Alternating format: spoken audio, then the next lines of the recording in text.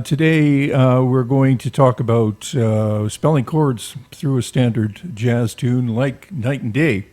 And in the previous video, I went through sort of an analysis of the whole tune, but now we're going to do that with a play along track, and I'm just going to do a brief a recap of what I did in the last video. So here we have a D minor 7 flat 5. Here's the flat 5. Here my 3 on top, G7, right, and then C major. So that is what we call a 2, because the chord is built on the second degree of the scale, and then to a 5. Because the chord is built on the 5th degree of the scale, and then to the 1. So we have a 2, to a 5, to a 1, and again to a 1. Okay, and then we have this really cool movement down from the F sharp minor 7 flat 5, which is like I would consider that a 2 chord. The 2 chord of the 3 chord, if that makes any sense. 2 chord of the E minor. We have this movement in the bass. And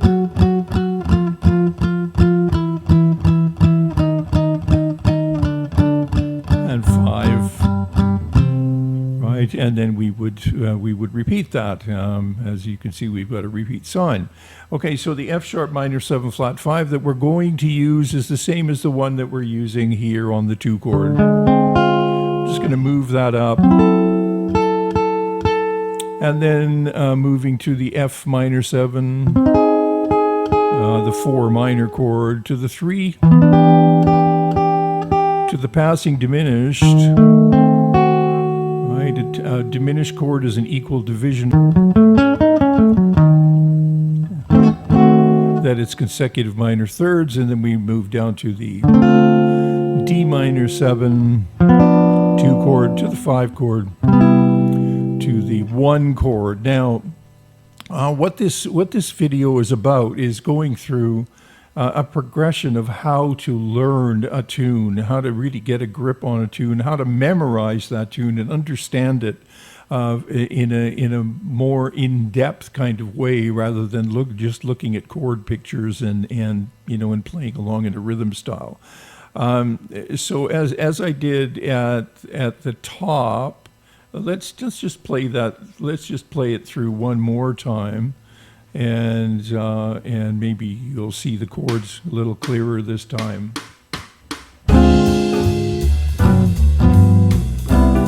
There's the 1, 2, 5, 1. Now we're going to move that chord.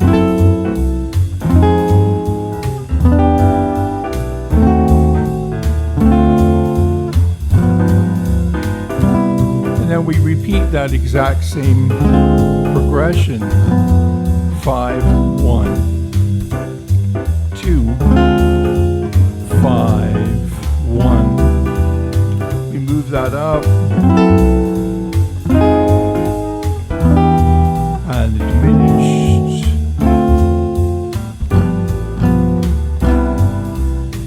Okay, good. Now we go to a modulation. C major 7, E flat, C major, the 1 chord. Then we do that same thing that we had here. E minor, E flat diminished, G7, and the 1. Okay. Now this chart comes from the real book, and the play along track, you'll have reference to that in the description. Okay. Now let's take a look at the modulation. So here modulation meaning key change, right? Because I can tell it's a key change because there's no B flat 7 chord in the key of C major, right? We always think of the chords coming from the scale. So this chord would be the 5 chord, the notes of this arpeggio. would come from the E flat major scale. And that's where we're going here. We 5 chord going to E flat major, and then we return to the original key of C major. Now this is very closely related to the parallel minor key, the being C minor. So C minor, if we look at that as being a 1 chord, and D minor 7 flat 5 being the 2. And then the E flat major 7 being the flat 3 chord. And so if you're soloing in this section here, a good place to start is just the natural minor. Think of it as the parallel minor of C major. Parallel meaning C major, and the parallel minor to C major would be C minor. It's the same tonal center. Okay, so back to the 5 chord leading to the modulating the modulated chord of E flat, the key change, and then back to C major. Then again the key change to the E flat, and then back to the C major. And then we have the same form on the way down from F. And it's good to be able to hear those bass lines, right? And that's the bass line. You can do 100 different things for the turnaround, so we won't really worry about that too much. Let's take it from the top and listen to these changes as they pass by, and listen for the click. 2 chord, 5, 1, 5, 1, moving down from the F sharp. You can hear that bass line.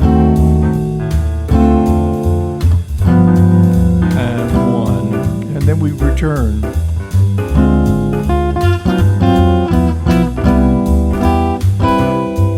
And 2, 5.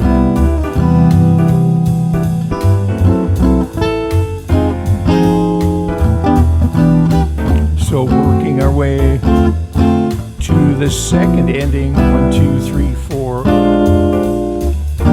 which leads to that modulation.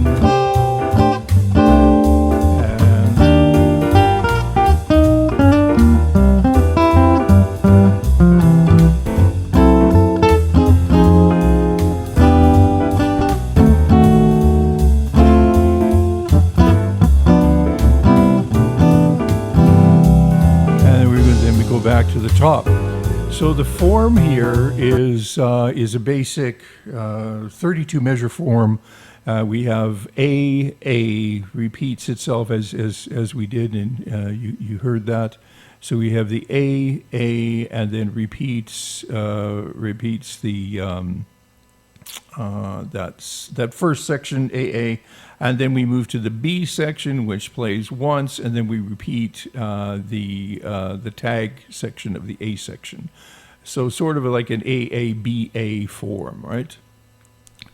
Now, there are lots of different ways that you can use a tune like this to learn how to solo over changes. I prefer to keep it simple at the beginning. And not start ripping through a whole bunch of scales that you don't even know what they are, right? It's really preferable from a learning perspective to just start with the roots of the chords, for instance, and maybe add a third on top, right? So you can do root. Right, that would be, in each case we have the root and a third on top, root and a third on top, root and a third on top, and the same deal through here. And when you get to the F sharp minor, we can do the same thing.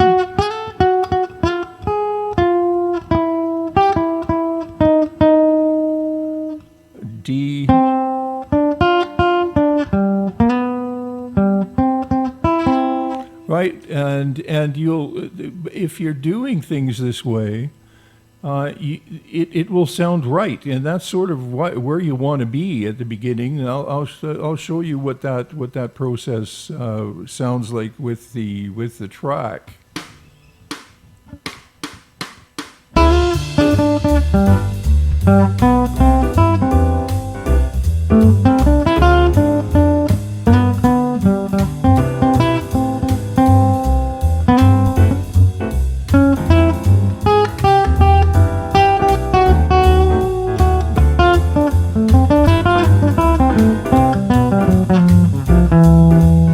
Same thing.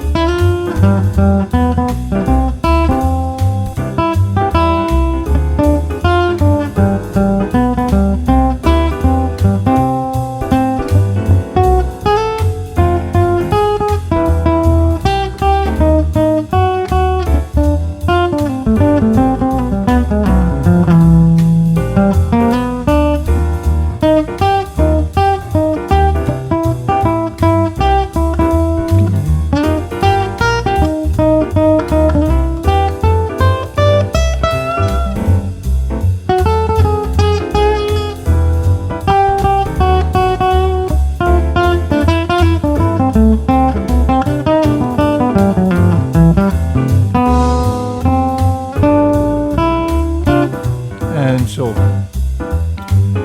I think I think you sort of heard that, right? When you're doing a root and a third, it's pretty clear indication of of the chords themselves. You can work your way up from there. I would advise against jumping to roots, right? When you're I would advise against trying. Because it starts to sound pedantic. It's not, and so it's a better idea to just do simple lines, simple voice leading lines. When I say voice leading, that means keeping everything close together. Let's put it that way. Okay, I hope this was a help to you. The idea here is to try to get real.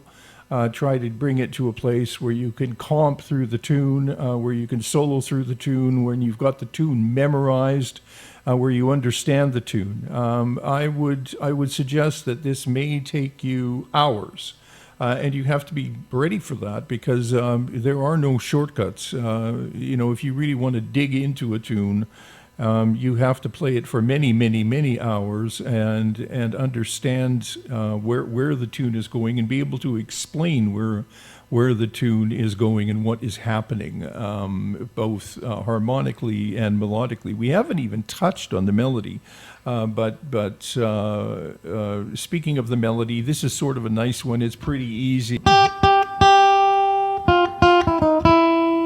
then it repeats.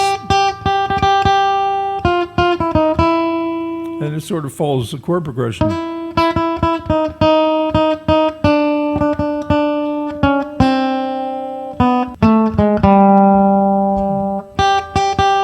Right? It's a fairly easy melody, and if you can read a little bit, you should be able to get through that melody from beginning to end. Listen for the changes, listen for the bass lines, and listen for that modulation, and work on memorizing the tune. If this video was helpful to you, like, subscribe. It helps the algorithm immensely. Buy me a coffee. Buy one of my books, which you can get on Amazon. And please leave a question. I get back to all the questions with fairly lengthy answers. So thanks for stopping by. Thanks for your support, and we'll see you real soon.